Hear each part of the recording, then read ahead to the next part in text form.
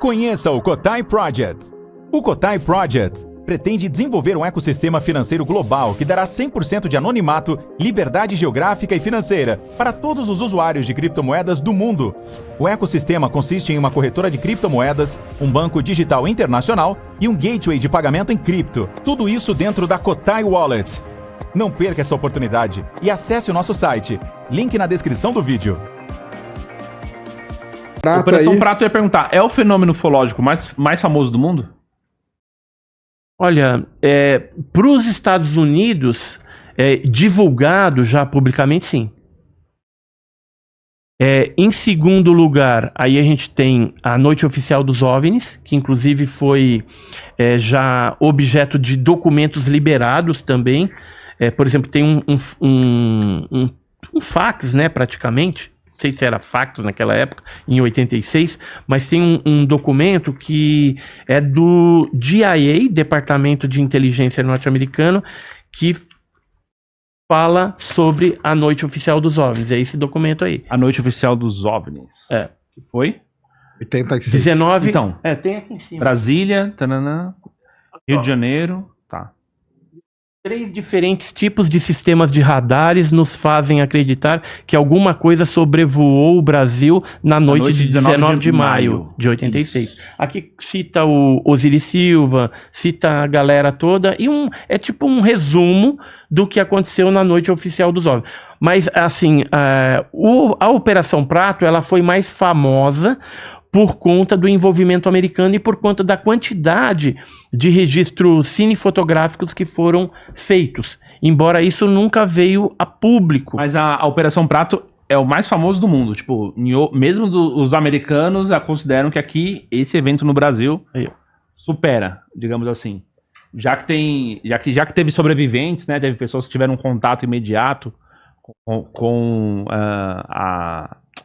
alienígenas e atestam isso até hoje. Eles foram, muitas pessoas, muitos ribeirinhos, né, naquela época, foram atacados por essas luzes, né, que invadiram, né, ali o espaço aéreo do norte do nosso país, né, inicialmente no Pará, depois foi para o Maranhão, aliás, inicialmente no Maranhão, né, primeiro. Depois, porque foi a Ilha dos Caranguejos e tal, Maranhão, aquela região, depois foi para o Pará e depois para o Amazonas. Né? E assim, teve um envolvimento então quando começa a aparecer essas coisas, começa a aparecer umas coisas estranhas, um delegado de uma das cidadezinhas, ele vai atrás do pessoal do CONAR, que chama, entendeu? E aí ele vai lá desesperado, porque a população tá ficando desesperada, o pessoal não consegue dormir e tal. As luzes, elas vêm, aí quando a luz chega na pessoa, as pessoas ficam paralisadas. Aí às vezes ela fazia uma marquinha assim, ó, porque ficou conhecido como chupa-chupa, né? Por quê? Porque fazia uma marquinha tipo daquela pistola de vacina, sabe? Então, o cara esse delegado, ele fica meio desesperado, e aí ele vai atrás do pessoal do CONAR. E aí o pessoal da aeronáutica monta, né, a tal da famosa operação, que na verdade eram pouquíssimas pessoas, né? 25 militares. 25, eram né? 5 equipes Essa daqui de foi 5. Essa aí é a foto mais famosa que tem dessa mulher. Isso aí é o chupa-chupa. Sobrevivente, né? O chupa-chupa é por causa dessa marca que ele deixava aí, ó. Tá vendo? Que parece aquela pistola de vacina, né? E aí a aeronáutica monta esses 5 grupos de 5 pessoas. Eram poucas pessoas, na verdade, envolvidas. Ou seja, atuando em turno eram só 5, né? Que é muito pouco, né? Eram grupos de 5 em 5. Que faziam vigílias, né, na região de Colares, Viseu, várias regiões ali. Toda aquela região ali. Nessa região aqui também eles fizeram, é uma região que eu ainda não fui, que fica em São Domingos do Capim, no Paraná, ou no Pará, onde teve pouso dos objetos. Isso aqui é material da aeronáutica, tá? Da época. E em alguns lugares teve essas marcas. Tudo isso aqui você já viu, né, Sérgio? Já vi. Aí o que acontece? Ficou muito famosa porque começa a ter o envolvimento da aeronáutica, dura um pouco tempo, né? Mas aí entra em cena um cara, um comandante, né? Coronel, né? O que ele é? Coronel, né? O que ele era? Ele era capitão, Capitão. Capitão Irangê. Holanda. E ele, cara... Esse cara aqui é o capitão. Esse cara aí fica muito famoso. É onde entra a galera da revista UFO. Antes de chamar até a revista UFO, né? que eles entram na parada porque o Gevaer vai lá e conversa com esse cara aí. Em 97, Isso. 1997. O americano? Não. Com esse militar aqui, o Irangê. Isso, ó. Esse aqui cara, era agente da CIA. 97, infiltrado. O Urangi tá conversando com esse americano aqui. Então, esse aí era um infiltrado da CIA, Tá. que inclusive teve em outros casos também. Esse cara chamava Bob Pratt. Ele teve... Bob Pratt é muito famoso. O Bob Pratt é o cara que tá agora, atualmente, tem um documentário na Netflix sobre... São, acho que 5 ou 6 episódios com este cara. Esse cara é o apresentador. Agente da CIA. O Bob Pratt. Né? Ele virou apresentador depois, né? De TV, né? Não sei. Não é ele que é o apresentador do Bob Pratt, que é, cara? Eu acho que não, hein? Será? Que é. Ele já morreu, né? Bob Pratt já morreu já faz um tempo. É o cara do... Mas o que eu quero mostrar aqui, ó, envolvimento americano, a gente teve... Bob Pratt e Capitão aqui, ó. Urangi. Esse cara aqui é o mesmo, ó, pode ver. Esse cara, junto com as meninas de Varginha. Ele teve na Operação Prato, teve em Varginha, teve num monte de caso. Cheio da grana, comprou as fotos, aqui ó, americano comprou fotos de UFOs na Baía do Sol, do próprio editor.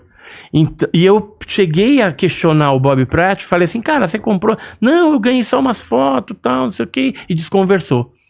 Ou seja, era um jornalista, que era agente da CIA, pegando esse material aqui, porque eles não vão mandar um militar, né, para dar bandeira por aí, eles mandam um jornalista, uma pessoa infiltrada para fazer essas questões aí.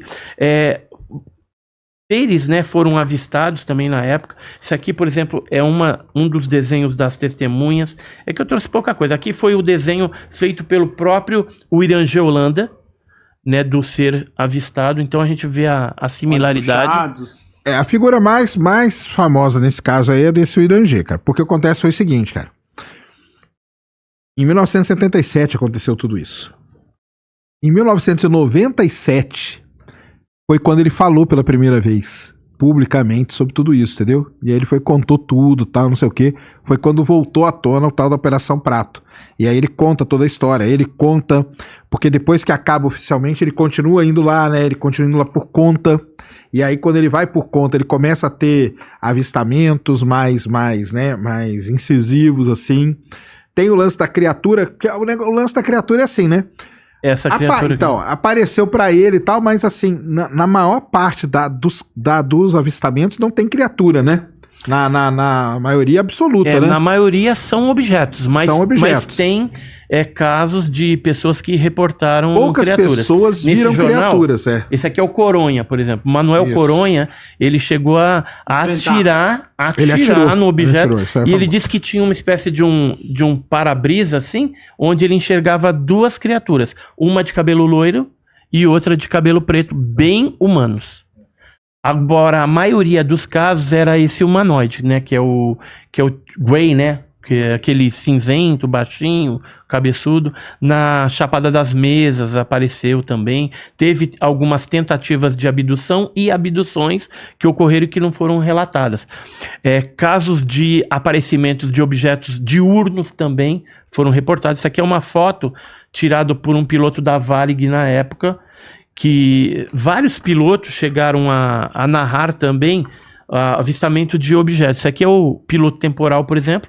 Isso aqui são documentos que vazaram aí da Operação Prato na época, né? Eu cheguei a conversar com um temporal e ele disse que era um disco mesmo, negócio, ele viu dentro da nuvem, assim, metade para fora, e dentro um negócio super estranho. Uhum. E assim, os americanos estavam em peso lá. Isso aqui é um documento, por exemplo, de 82, que cita um americano, ó.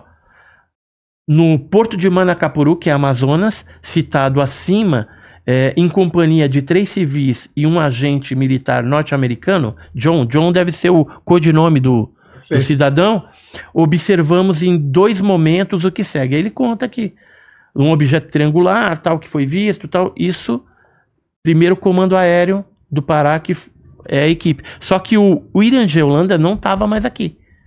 Quem estava conduzindo essa equipe, pelo que a gente ficou sabendo, era o Flávio Costa, o sargento Flávio Costa, que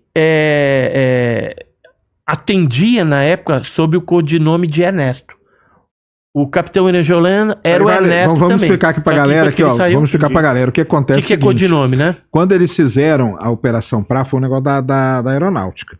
Então eles faziam as equipes de 5 em 5. Pra não ter problema do cara saber quem é que tava, isso é meio que uma proteção. Então, por exemplo, o Júnior, o Edson e o Sérgio vão lá. Só que você não vai ser chamado Júnior, entendeu? Você vai chamar John, Paul e outra coisa, entendeu? Aí vocês vão lá. Então, já começa aí uma outra grande dificuldade. Pessoal, é o seguinte, todos esses casos, cada um tem a sua dificuldade. O caso da Operação Prato, qual que é a dificuldade? É essa.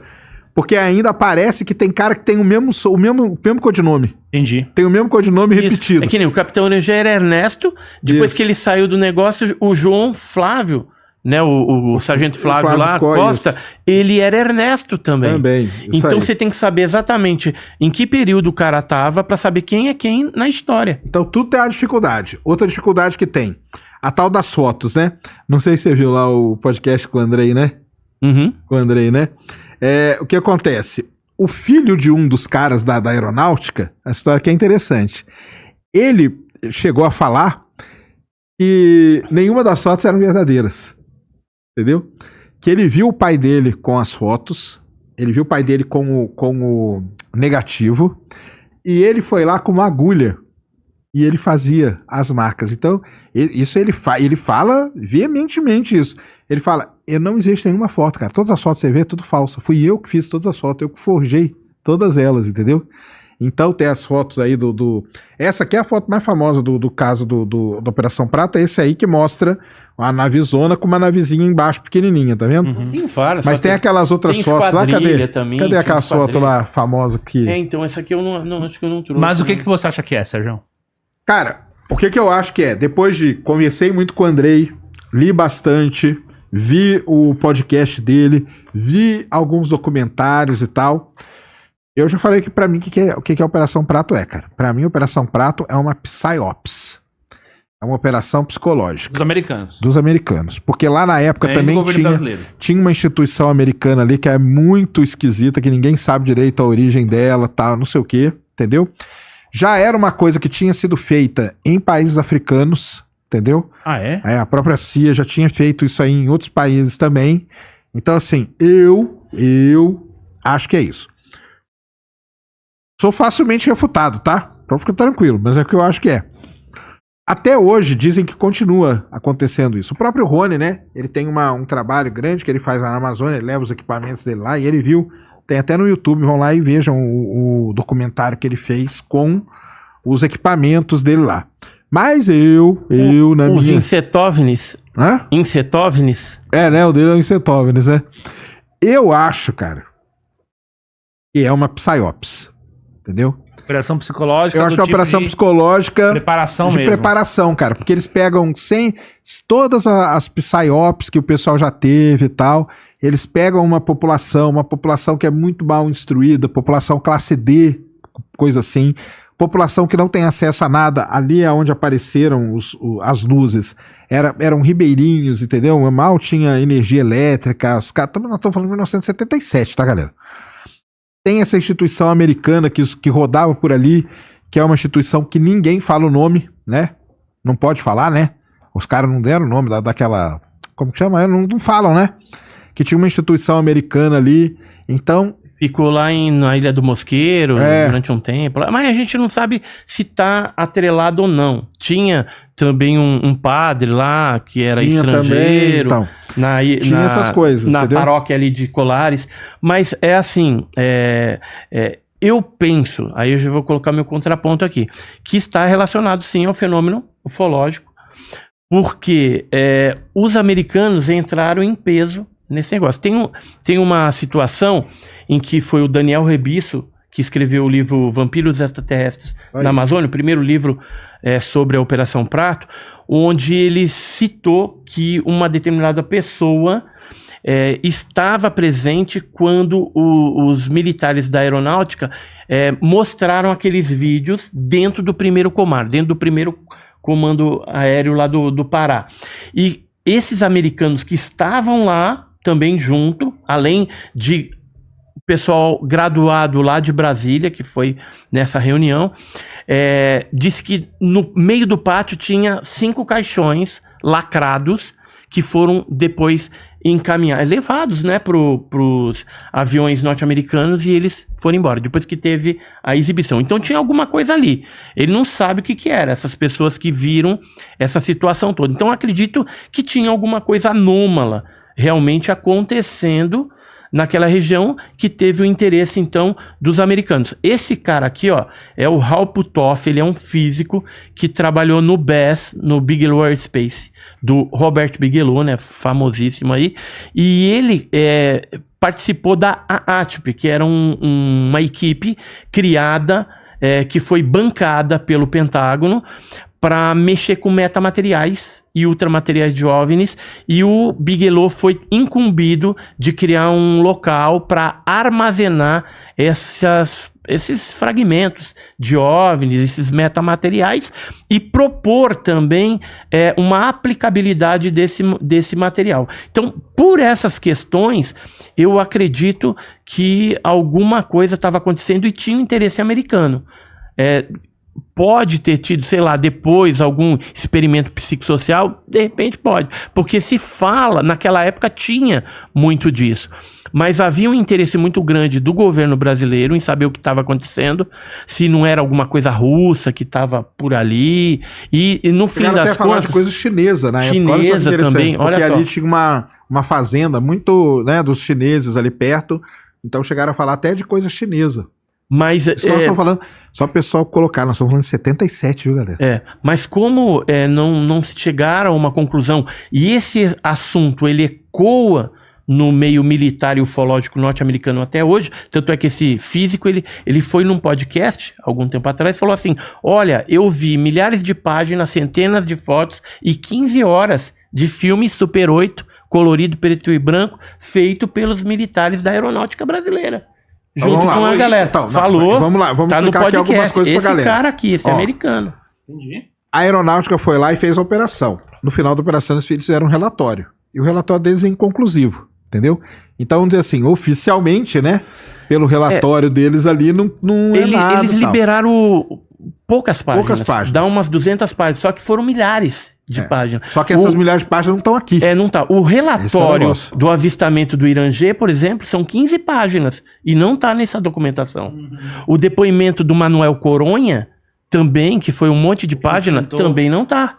Só tem um resuminho num determinado documento. Aí a gente precisa esperar esse texto aí para ver se libera. Exatamente. Entendeu? Se liberar alguma coisa lá, vai ser a maior prova, né, de que esse fato lá em Colares foi algo realmente ufológico que aconteceu. Você tem informações sobre as pessoas que foram vítimas e também que sobreviveram? Sim, eu tive em 2023 com a Aurora Fernandes, aquela da Marquinha, e o que eu descobri lá? Ela conversou com você? Isso, conversei. Ela foi até o hotel, né? Ela trabalha ainda como empregada doméstica. Lá. O pessoal que teve testemunha ali, muitos deles falam. Embora tenha uma pessoa só que não fala, né? Tem uns que cobram, né? Não, tem a senhorinha lá que ela tá... como que ela chama? A Silvia Amara. Silvia Amara, ela falou pra gente. Ela falou com você? Nós gravamos. Conversou com ela? Gravou? Gravamos. E assim, a Aurora Fernandes, aquela que foi atingida, a gente perguntando ali, entrevistando, a gente descobriu que o fenômeno, embora ocorreu em 77 com ela, quando ela tinha 16 anos, por aí, até hoje ela continua tendo contato. Os seres entram dentro do quarto dela, ela vê uns seres baixinhos, não consegue se mexer e tal. Aquele negócio de paralisia do sono, né, ou visita de dormitório. Sim. E outros que a gente conversou lá, continua tendo contato desde aquela época, de 70 até os dias atuais. E tem novos casos, eu tive em 2023, 2 vezes lá, e a gente entrevistou pessoas que, na atualidade, foram atingidos pelas luzes, ou seja, o fenômeno nunca deixou de acontecer na região. Isso é mais uma prova de que não é um experimento psicossocial, porque se o fenômeno continua insistente, na Ilha do Marajó também tem muito caso de objeto entrando e saindo dentro do mar, que é ali, naquela região. E assim, tem muitas pessoas que a gente não ficou sabendo nem do caso, que já morreram, alguns estão vivos ainda, e que se for para lá fazer uma expedição e entrevistar essa galera, tudo, vai se descobrir muita coisa a respeito dessa coisa da Operação Prato. Mas eu acho que não está longe aí dos americanos liberarem alguma coisa para nós, e isso vai ser top, né? Vamos ver, porque liberaram lá os negócios do Kennedy, então existe a esperança de que em algum momento liberem todo esse material. Mas aí eu pergunto... É mais fácil liberar pesquisas da América Latina, do Brasil, sei lá, Bolívia, Argentina, do que liberar casos americanos mesmo, né? Que aí seria alguma coisa mais estratégica, mais de segurança nacional. E então por isso que eu acho que devem liberar alguma coisa da América Latina.